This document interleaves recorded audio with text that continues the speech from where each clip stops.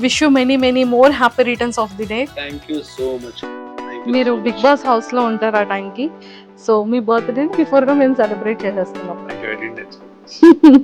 నాకు నిజంగానే చాలా హ్యాపీగా ఉంది. Thank you. Happy birthday to you. Happy birthday to you. Bharani అన్న happy birthday to you. Cup కొట్టాక మళ్ళీ కట్ చేద్దాం.